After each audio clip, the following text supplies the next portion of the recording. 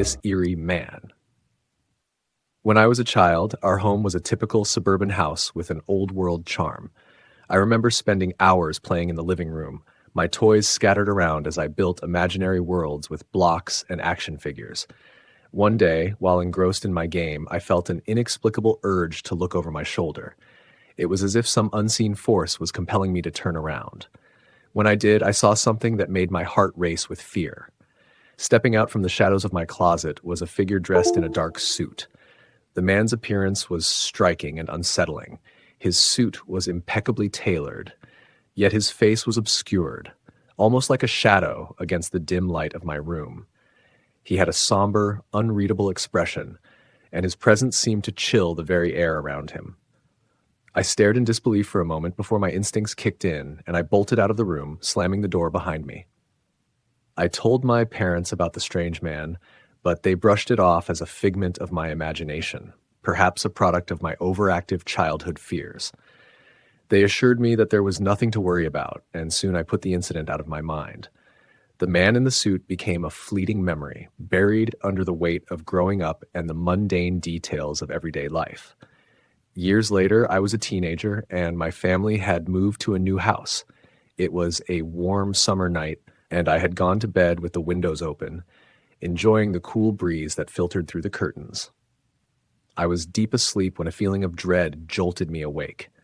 My room was pitch dark, and I felt an inexplicable chill. My eyes shot open, and to my horror, there he was again, the man in the suit. He stood at the edge of my bed, his figure just as shadowy and indistinct as I remembered from my childhood. His presence felt oppressive, and I was paralyzed by a wave of fear. My mind raced, and I quickly decided that I needed to get away. I scrambled out of bed and ran to my bedroom door. My heart pounded in my chest as I slammed the door shut behind me. It was an odd decision, as I never slept with my door closed. It was always left slightly ajar for comfort. But that night, I felt an overwhelming urge to shut it. In the hours that followed, I was restless, tossing and turning as the fear from the encounter lingered in my mind. Just as I began to drift back to sleep, a sudden, piercing sound jolted me awake, the smoke alarm blaring with an intensity that cut through the darkness. I shot out of bed, adrenaline surging through my veins, and dashed to the door. Peering through the crack, I was met with an alarming sight, smoke billowing through the hallway. The living room was engulfed in flames, the fire spreading rapidly through the house. My heart raced as I realized the gravity of the situation. I had to act fast. I remembered the window in my room, and I hurriedly opened it, pushing aside the curtains and climbing out to safety. Once outside, I watched in disbelief as the fire consumed our home. The blaze was fierce and unforgiving, devouring everything in its path. Firefighters arrived quickly, but the damage was extensive. The house was lost, reduced to smoldering ruins. In the aftermath, as I stood amidst the debris, the gravity of what had happened began to sink in. The firefighters later told me that if I hadn't closed my bedroom door, the smoke would have filled the room, likely causing me to succumb to smoke inhalation before I could escape. They marveled at how the door had contained the smoke, buying me the precious time I needed to get out. I couldn't shake the eerie coincidence of the events. The man in the suit, who had frightened me so deeply years before, seemed to have played a role in saving my life. Whether he was a guardian angel, a supernatural entity, or simply a figment of my imagination, I couldn't say for certain. But I couldn't ignore the connection between his presence and the fortuitous timing of the fire. Since then, the man in the suit has remained a haunting presence in my memories. I've often wondered about his true nature and why he appeared in my life at those pivotal moments. I still find myself looking over my shoulder from time to time, half expecting to see that familiar shadowy figure. As unsettling as the experience was, it brought me a sense of gratitude. The chilling encounter with the man in the suit, paired with the harrowing night of the fire, made me appreciate the inexplicable ways in which our lives can be shaped by forces beyond our understanding. Missing camper. During one of my summer breaks from college, I took a job at an all-girls summer camp nestled in a secluded part of the woods. The camp, surrounded by tall pines and tranquil lakes, was a haven for young girls eager for adventure and camaraderie. My role as a camp counselor included welcoming the new campers, introducing them to the various activities, and ensuring they felt safe and excited about their time at camp. The first day of camp was always a whirlwind of activity. Parents dropped off their daughters, and the air buzzed with the energy of excited chatter and the clatter of luggage being hauled to the cabins. Once the parents had left, it was our job to settle the girls in, give them a tour of the camp, and lay down some ground rules. One of the rules that we emphasized during the tour was that no one was allowed to enter Cabin 5. We'd been instructed by the camp directors to maintain this policy strictly, but no one had given us a clear explanation for the restriction beyond vague references to tradition and camp lore. As we pointed out Cabin 5 to the new campers, warning them not to go near it, I remember the collective curiosity of the girls as they peered at the old wooden structure. It was a quaint rustic building, painted a faded green that seemed to blend into the surrounding forest. The windows were framed with peeling white paint, and the door was a weathered slab of wood that looked as though it had seen better days. From where we stood, we could see into the cabin through the window. To our surprise, a little girl in a white dress was sitting on one of the beds, her back turned to us. The sight was unsettling, especially since the cabin had been closed off and we had not been expecting anyone in there. The girl appeared to be about 8 or 9 years old, with long hair cascading down her back. Her dress, though old-fashioned, looked pristine, as if it had been freshly pressed. My initial reaction was to assume that a camper had somehow sneaked in, despite the cabin being locked and off-limits.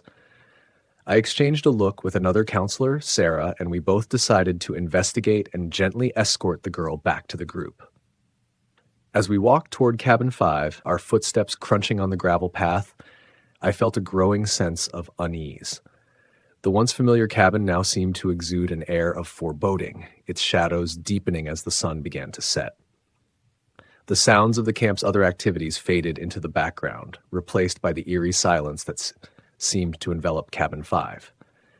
When we reached the door, I tried the handle, but it was locked. I knocked firmly and called out, but there was no response. With a sense of growing anxiety, Sarah and I decided to use our spare key to unlock the door. When the door creaked open, we stepped inside, our flashlights casting long, wavering beams across the dusty interior. The cabin was empty.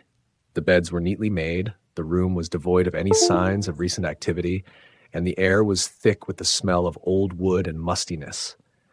We checked every corner, but there was no sign of the little girl we had seen through the window.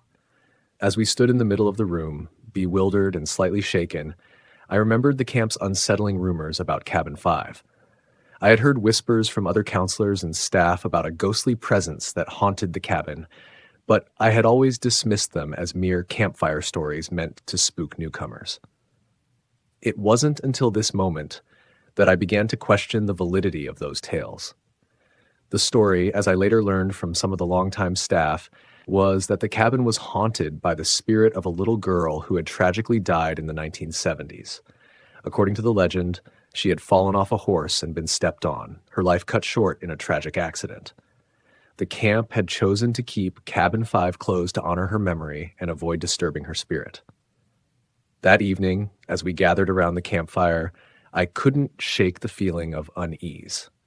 The girls were buzzing with excitement, sharing their own spooky stories and playing games, but I found it hard to concentrate.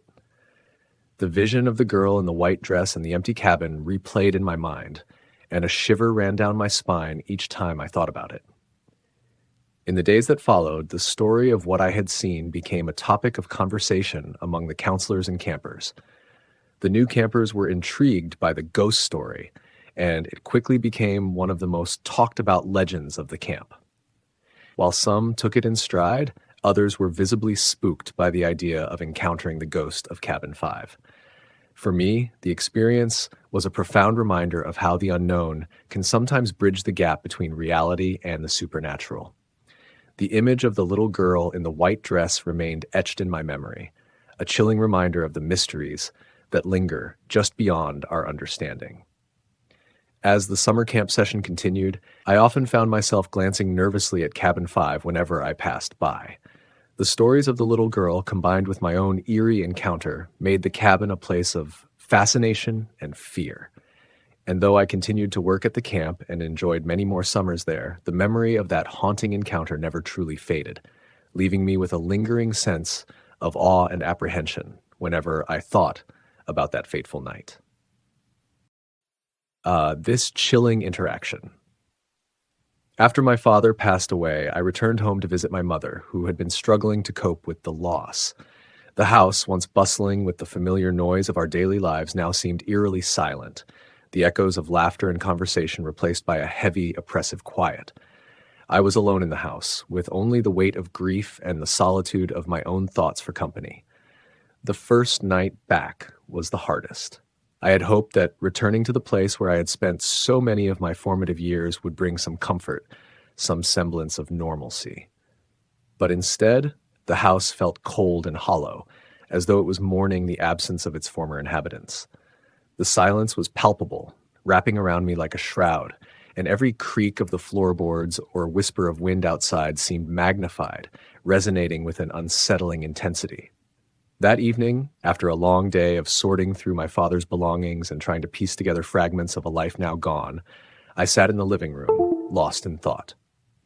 I had settled into the familiar couch, the cushions worn from years of use, and tried to find solace in the comforting routine of flipping through old family photo albums. The photos, though bittersweet, brought back memories of happier times, of laughter and love, shared under this very roof. It was then, as I was engrossed in a particularly old photograph, that I heard it, a noise from upstairs.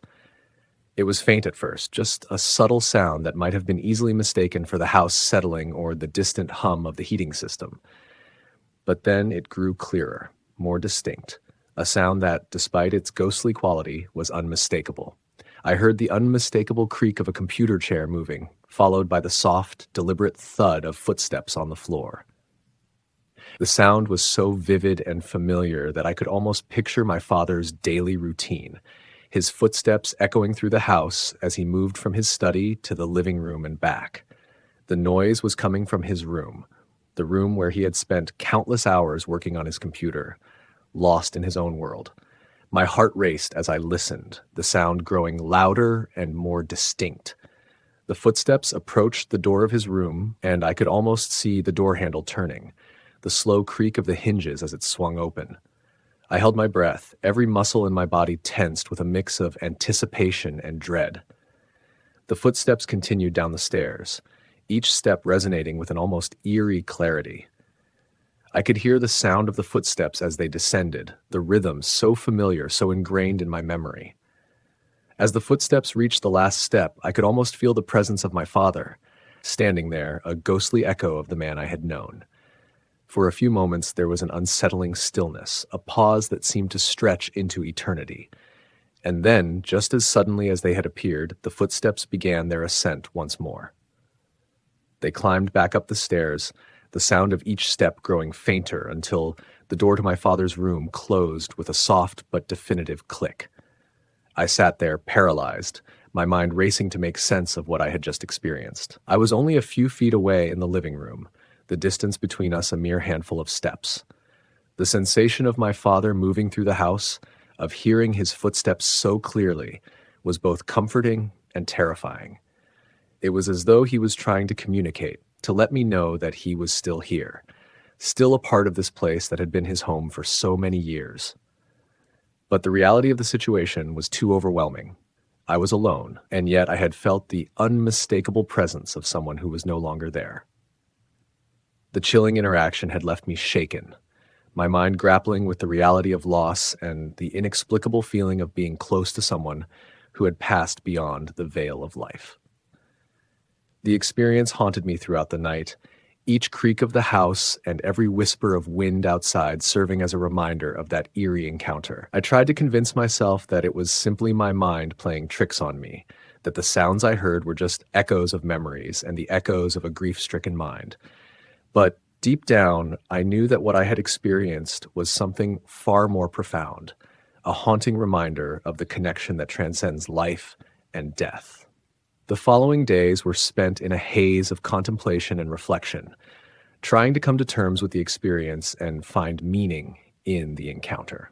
I spoke to others who had experienced similar phenomena, hoping to find some comfort or explanation.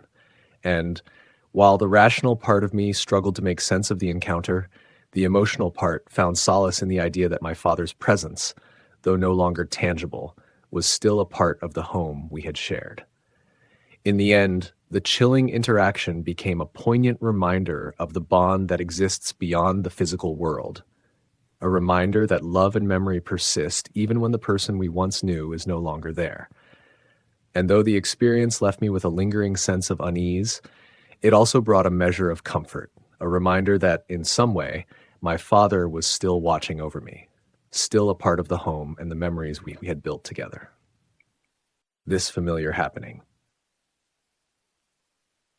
A few years ago, I decided to visit a close friend who lived in a cozy townhouse on the edge of town. It had been a while since we'd last seen each other, and I was looking forward to catching up and spending some quality time together.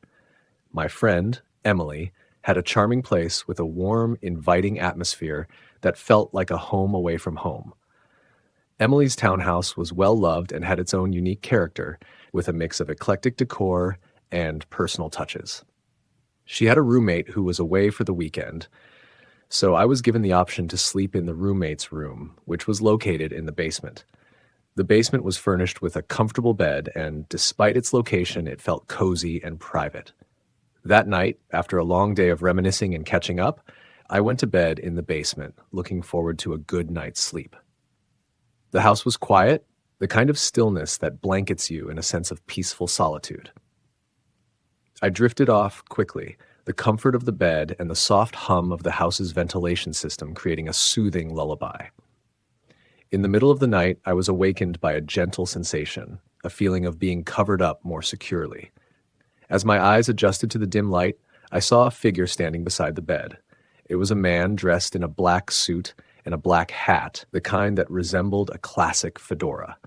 The figure was methodically adjusting the covers over me, his actions gentle and deliberate. The contrast of his dark attire against the soft glow of the nightlight created an almost surreal scene. Surprisingly, I felt no fear. The man's presence, though unexpected, was calm and unthreatening. There was something soothing about his actions, as if he was there to offer comfort rather than cause distress. After he finished tucking me in, he turned and walked towards the basement's sliding glass door. The door, which led out to a small patio area in the backyard, slid open with a soft whoosh, and the figure stepped outside into the night. I watched him disappear through the door, but instead of feeling alarmed, I simply turned over and fell back to sleep, the encounter fading from my thoughts as I drifted off again. The entire incident was so serene that it left no lasting impression of fear or unease. The next morning, I woke up to the sound of Emily's roommate returning. After exchanging pleasantries and catching up, I mentioned the peculiar experience I had during the night. I described the man in the black suit and hat and how he had gently covered me up before walking out through the sliding glass door. Emily's roommate, her eyes widening slightly, looked at me with a mixture of curiosity and amusement. "Oh," she said, her tone casual yet filled with an undertone of intrigue. "So you saw our ghost too?" I was taken aback by her response. "Our ghost?" I repeated, my curiosity piqued. "Yes," she explained. "We've had that same figure appear before. He's always dressed the same way, and he seems to have this habit of covering people up and then leaving through the sliding door. It's a bit of a mystery around here. Most people who see him say he's very calm and friendly, just like you described." The revelation left me with a mix of disbelief and fascination. I hadn't expected to encounter a ghost, let alone one that seemed so benign and considerate. Emily's roommate shared that the ghost had been a part of their home for as long as she could remember, a presence that had never caused any harm and was often seen as a protective figure rather than a malevolent one. As we continued our conversation, Emily joined in, confirming that she had heard similar stories from other guests and had experienced some odd occurrences herself. The ghostly presence, it seemed, was a well-known part of the house's lore, adding an unexpected layer of mystery to the home's charm. Reflecting on the experience, I felt a sense of wonder rather than fear. The encounter with the man in the black suit had been so gentle and unobtrusive that it seemed to embody the idea of a guardian spirit rather than something to be feared. It was as if the ghost was a comforting presence, a reminder of the continuity of care and kindness beyond the physical realm. The visit to Emily's townhouse became an unforgettable part of my memories, a story I often shared with friends and family. It was a reminder that even in the most ordinary moments, extraordinary experiences can occur, leaving us with stories that challenge our understanding of the world and its mysteries. This woman in white. It was one of those restless nights when sleep eludes you and your mind wanders through a labyrinth of thoughts and worries. I was in the middle of one such night when nature called, and I found myself reluctantly getting out of bed. With my phone in hand, the only source of light in the dim hallway, I shuffled down the corridor toward the bathroom, texting absent-mindedly as I went. My phone's screen illuminated the space just enough to navigate my way, casting eerie shadows that seemed to shift and dance along the walls. As I made my way down the hallway, absorbed in my text messages, I suddenly collided with something, or rather, someone. I barely registered the impact before I mumbled an apologetic sorry and continued on my way. I didn't look up. My focus was entirely on the screen of my phone. The contact had been brief, almost like bumping into a light post or an unexpected object in your path. I assumed it was just another person from my bustling high school, perhaps a friend who had come over for some late-night study session or visit.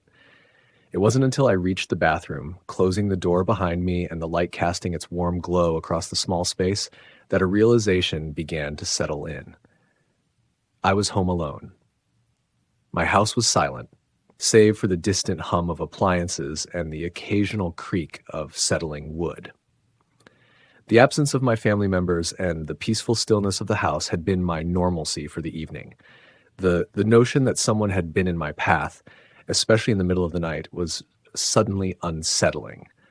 Shaking off the uneasy feeling, I finished my business and went back to bed, trying to convince myself that the encounter was nothing more than a trick of the mind, a product of fatigue and an overactive imagination.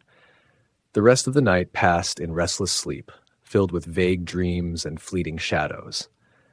The following day, I was woken by the sound of my phone buzzing.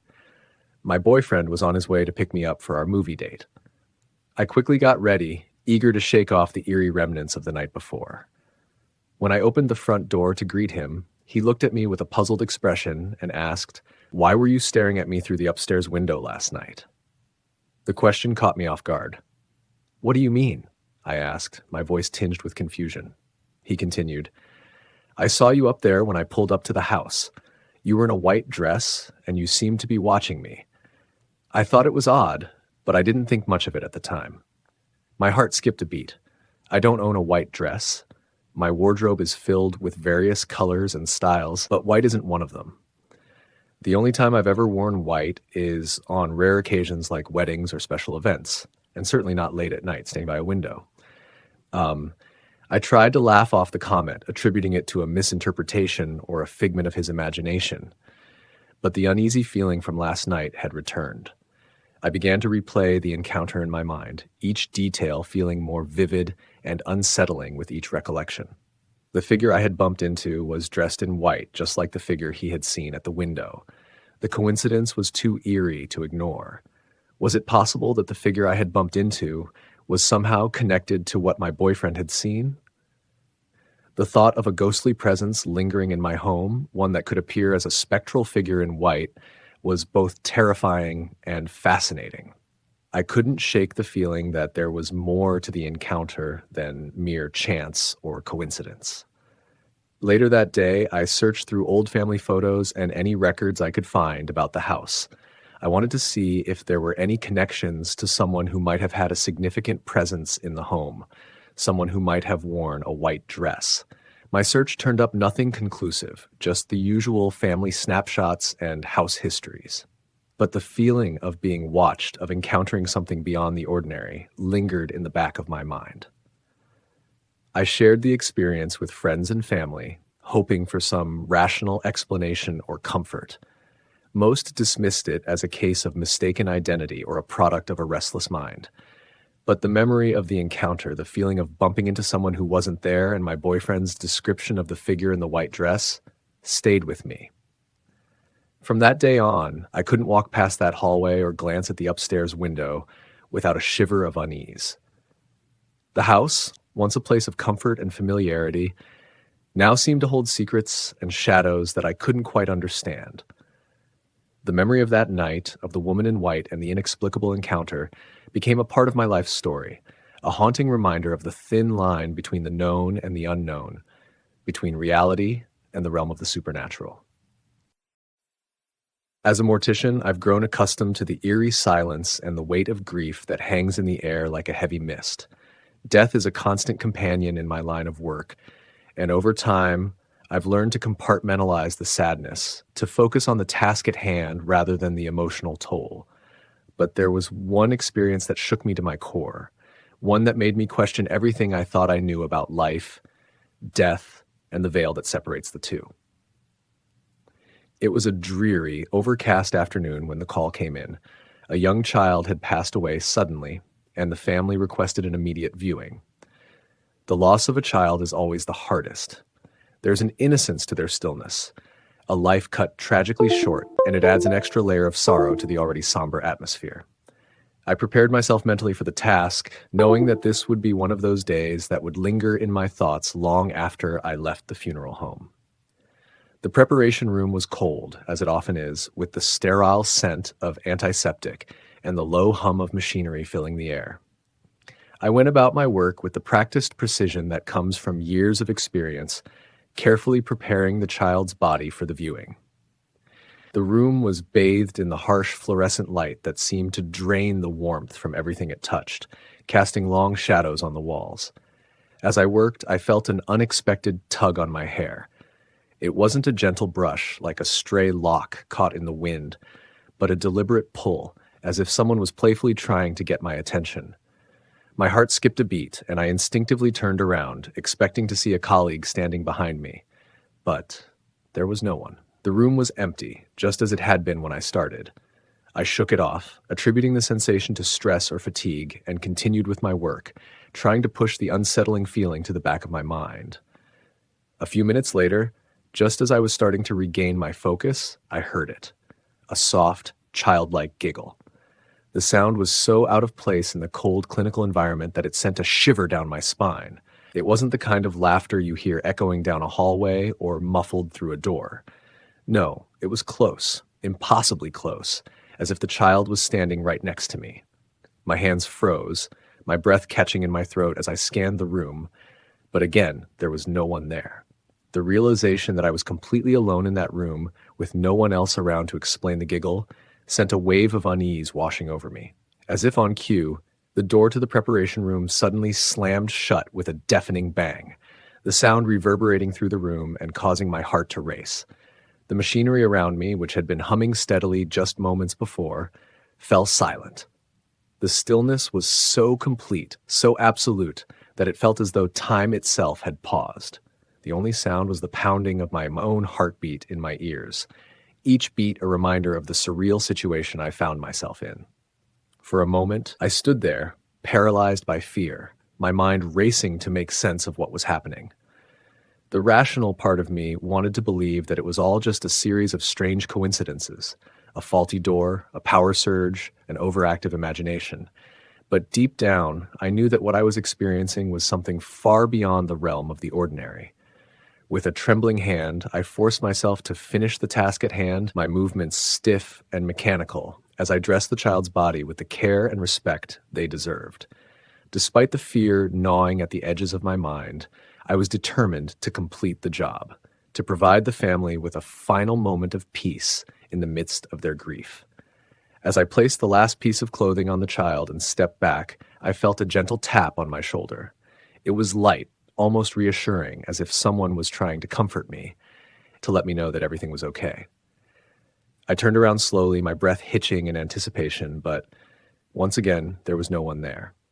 But what happened next is what truly haunts me to this day. I felt a warmth spread around my midsection, enveloping me like a gentle embrace. It was a warmth that defied the cold sterility of the room, a sensation that was so out of place that it made my heart ache. The warmth was centered low, on my side, just about where a small child would stand if they were hugging you. It lingered there for a moment, as if offering a final goodbye, before fading away, leaving me standing in the stillness of the room, utterly shaken. I stood there for what felt like hours, my mind struggling to process what I had just experienced.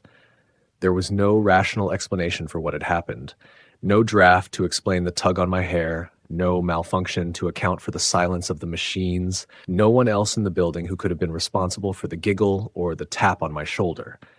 And yet, every detail of the encounter was seared into my memory, vivid and unshakable. When I finally left the preparation room, my hands still trembling and my mind reeling, I couldn't shake the feeling that I had been visited by the spirit of the child I had just prepared. It was as if they had come to say one final farewell, to leave a lasting impression on the person who had cared for them in their final moments. The warmth of that embrace, the tenderness of that touch, was something I would carry with me long after I left the funeral home that day. In the years since, I've encountered my share of strange occurrences, unexplained noises, flickering lights, the odd cold spot, but nothing has ever come close to the intensity of that experience. It was a reminder that in my line of work, death is not always the end. Sometimes there are things that linger, echoes of the lives that once were, reaching out across the veil to remind us that they are still there, still watching, still remembering. And in those moments, I find a strange comfort in knowing that even in death, we are not truly alone. This Holy Spirit. One night, deep into the silence that only comes when the world is asleep, I was startled awake. At first, I wasn't sure why I had woken up so suddenly. The room was dark, the only light coming from the faint glow of the moon filtering through the curtains. Everything seemed normal, the quiet hum of the night wrapping around me like a blanket. But then, as my eyes adjusted to the darkness, I saw something that made my heart pound in my chest. Standing next to my bed was a figure, tall, slender, and draped in what looked like a long, flowing habit. It was a nun, her face pale and her expression grave. She was moving her hands rapidly, but her movements weren't erratic or random. They were deliberate, filled with purpose. I watched, frozen in place, as she made the sign of the cross over and over again, her lips moving in what I could only assume were frantic prayers. Despite the terror that gripped me, I couldn't hear her voice. The room was eerily silent, her prayers inaudible as if they were being spoken in another realm entirely. But her presence was unmistakable, as was the urgency in her gestures. She seemed desperate, almost pleading, as she continued to pray fervently, her eyes closed tight as if she were trying to protect me from some unseen danger or beseeching a higher power for help. I lay there, paralyzed by fear, unable to move or speak. My mind raced with questions. Who was she? Why was she here? Was I dreaming? But the vividness of the scene, the cold sweat on my skin, and the pounding of my heart assured me that I was wide awake. The sight of her, so out of place in my modern bedroom, was unsettling beyond words. It felt as though I had been transported back in time, to a place where this nun's presence was not only natural, but necessary. For what felt like an eternity, I watched as she continued her silent prayers, her fingers tracing the sign of the cross again and again with increasing speed and intensity. There was something so sorrowful in the way she moved, as if she was carrying a burden too heavy to bear, a grief too deep to express. And yet, despite the terror that gripped me, I felt a strange sense of peace, as though she was there to protect me, to shield me from something I couldn't see. Eventually her form began to blur, fading into the shadows of the room until she was gone entirely. The air felt lighter, as if whatever weight had been pressing down on the room had lifted. I was left lying in the dark, trembling and drenched in sweat, trying to comprehend what I had just witnessed. The next morning, still shaken, I told my mom about the strange and terrifying encounter. I expected her to brush it off as a bad dream or an overactive imagination, but instead, her face grew pale, and she listened intently, her eyes widening with each detail I shared. When I finished, she hesitated for a moment before telling me something that sent a new wave of chills down my spine. Our house, she began slowly, as if carefully choosing her words, was originally built for a priest many years ago. And back then, nuns would often stay here, helping with the church and taking care of the grounds. Her words hung in the air, heavy with meaning. I had known that our house was old, that it had a history, but I had never thought much about who might have lived there before us. The idea that a nun might have once walked the very halls of our home, praying in the rooms where we now slept, was unsettling in a way that I couldn't quite describe.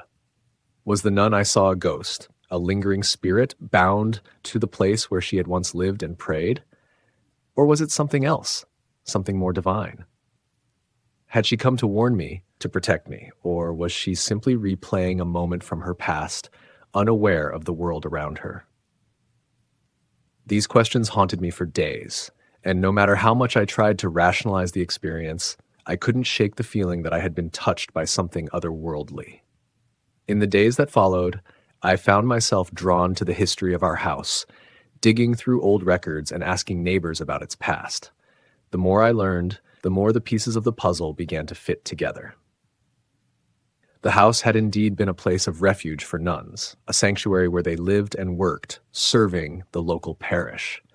Some of them had even passed away within its walls, their lives dedicated to faith and service.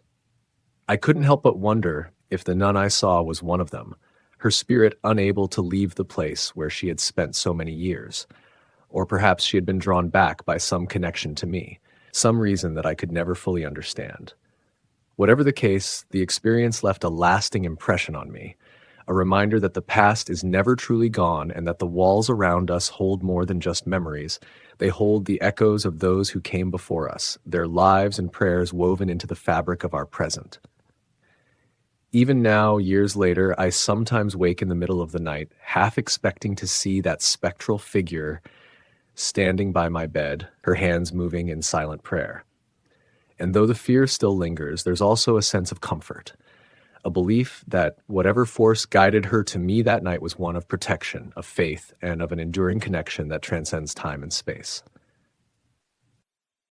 I used to work at a public pool, a job that seemed simple enough, cleaning up after the crowds left, ensuring everything was ready for the next day. It was an old building, the kind that creaked and groaned with age, but I never minded it much. The echo of laughter, splashing water, and the scent of chlorine lingered in the air long after closing time. It was a quiet place at night, and I found a certain peace in the solitude, going about my tasks with the rhythmic hum of the cleaning machines as my only company. One night, I had stayed later than usual, caught up in my routine of scrubbing down the locker rooms and tidying up the pool deck. It was around 2 a.m., and the pool had been closed for hours. The world outside was pitch black, and the only light came from the dim overhead bulbs that lined the pool area, casting long, eerie shadows across the still water. As I moved from the locker rooms back toward the main pool area, I suddenly heard something that made me stop in my tracks.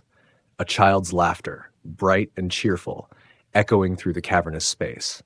At first, I thought it was just my imagination, the kind of late-night auditory hallucination that happens when you're tired and your mind starts playing tricks on you.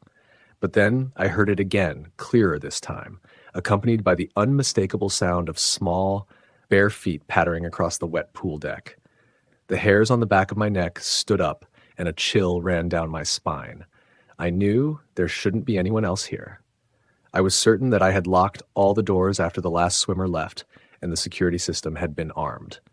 No one could have gotten in, and yet the laughter continued, light and carefree, as if a child was playing some kind of game just out of sight. My heart pounded in my chest as I cautiously stepped out onto the pool deck, scanning the area for any sign of movement. The pool itself was perfectly still, the water calm and undisturbed. The only sound was the faint hum of the overhead lights and the soft drip of water from the ceiling. But the laughter had stopped, replaced by an eerie silence that felt almost oppressive. I walked slowly around the perimeter of the pool, my eyes darting from shadow to shadow, but there was no one there. The doors leading outside were all closed and locked, just as I had left them. There were no wet footprints on the tiles, no sign that anyone had been there at all. It was as if the sounds I had heard were nothing more than a figment of my imagination, but I knew better.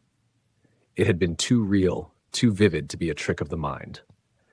Feeling a growing sense of unease, I headed back to the locker rooms, my steps quickening as I passed by the security monitors. I paused for a moment, glancing at the screens to see if they had picked up anything unusual, but they were blank, showing only the empty pool area and the deserted hallways. It was as if the laughter and the footsteps had never existed, but the sense of being watched lingered. I could feel eyes on me, unseen but unmistakable, as if something or someone was observing me from the shadows. I tried to shake it off, telling myself that it was just my nerves getting the better of me, but the feeling was too strong to ignore. I quickly finished my tasks, eager to leave the building behind and escape into the safety of the night. As I locked the pool for the final time that night, I couldn't help but glance over my shoulder, half expecting to see a small figure standing there, watching me with innocent, playful eyes. But the pool area was empty, bathed in the soft glow of the emergency lights, and the only sound was the gentle hum of the filtration system.